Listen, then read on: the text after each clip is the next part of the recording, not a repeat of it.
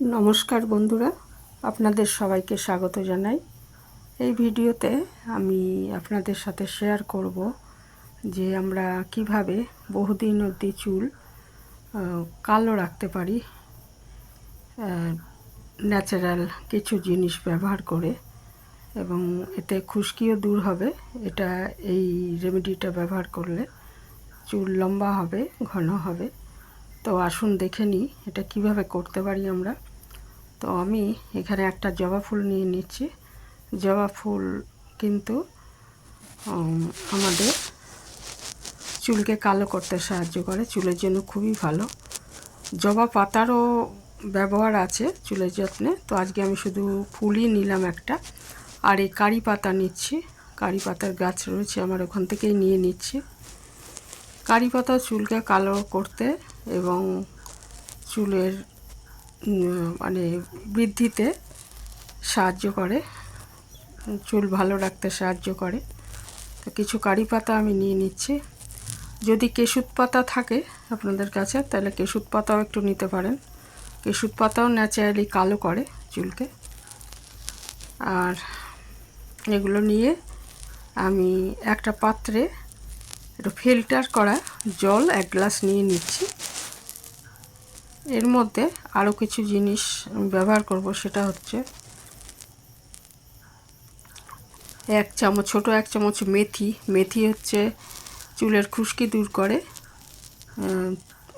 মানে যে ত্বক আমাদের চুলের গোড়া আর কি, সেটাকে মজবুত করে।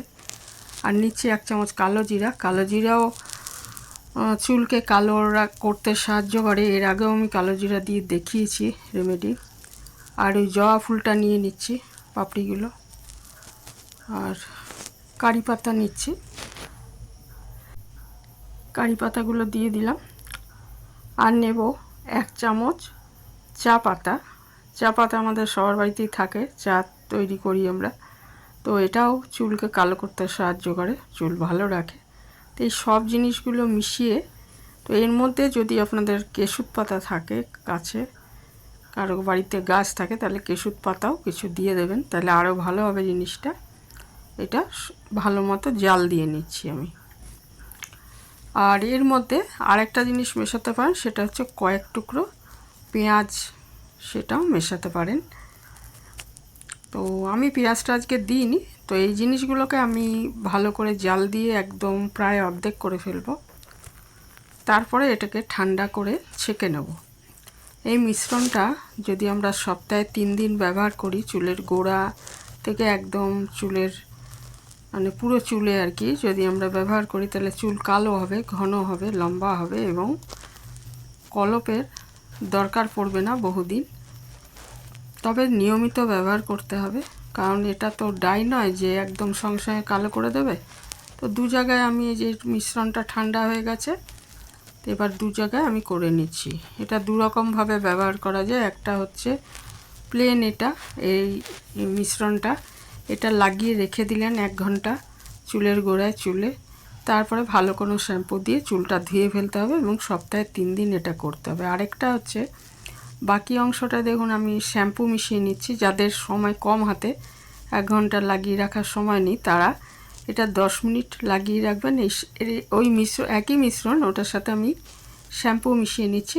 এটা 10 মিনিট লাগিয়ে রেখে ধুয়ে ফেলবেন, এতেও কাজ হবে। তবে ওইভাবে যদি করা যায় তাহলে বেশি বেটার হবে আর কি।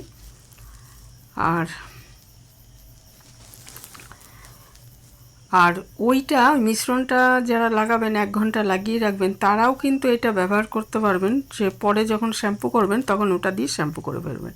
এই যে এটা আমি আরেকটা শ্যাম্পু মিশিয়ে দিলাম ওটার সঙ্গে, কারণ এখানে মিশ্রণ অনেকটা আছে আর আমার চুলও অনেকটাই লম্বা, সেই জন্য আমি 2টো পাতা নিয়েছি। যাদের চুলটা ছোট তারা একটাতেই হয়ে যাবে। তো এইভাবে এটাকে আমি মিশিয়ে দিলাম। 2 প্যাকেট নিয়েছি এখানে আমি, একটু বেশিও আছে মিশ্রণটা, ওই জন্য আরও 2 প্যাকেট নিলাম। এটা ভালো মতো মিশিয়ে রেখে দিচ্ছি। আর ওইটাকে আগে আমি এটা শুধু যেটা আর কি, সেটা সেই যে মিশ্রণটা, এটাকে আমি আগে চুলে লাগিয়ে 1 ঘন্টা রেখে দেবো। তারপরে আমি এটাকে দিয়ে চুলটা ধুয়ে ফেলবো। আর যাদের সময় নেই তারা করবেন কি, এটাই 10 মিনিট লাগিয়ে রেখে চুলে তারপরে ধুয়ে ফেলবেন চুলটা। আর এটা সপ্তাহে 3 দিন করতে হবে। আমি ওই যে এটাকে লাগিয়ে নিচ্ছি, লাগিয়ে একদম গোড়ায় একদম মালিশ করার মতো করে লাগিয়ে দিতে হবে। দিয়ে তারপরে এটা 1 ঘন্টা লাগিয়ে রেখে তারপরে আমি ওটা শ্যাম্পু করে ফেলবো। তা এটা ধীরে ধীরে আপনার চুল কালো করবে। বা ধরুন যাদের মানে বয়স কম অথচ চুল পেকে যাচ্ছে, অর্থাৎ অকালপক্কতা এটা দূর করবে। এটা ব্যবহার করলে তাদের জন্য একদমই বেটার হবে এটা, যে এটা 1 ঘন্টা লাগিয়ে রেখে, এটা সপ্তাহে 3 দিন করে করবেন।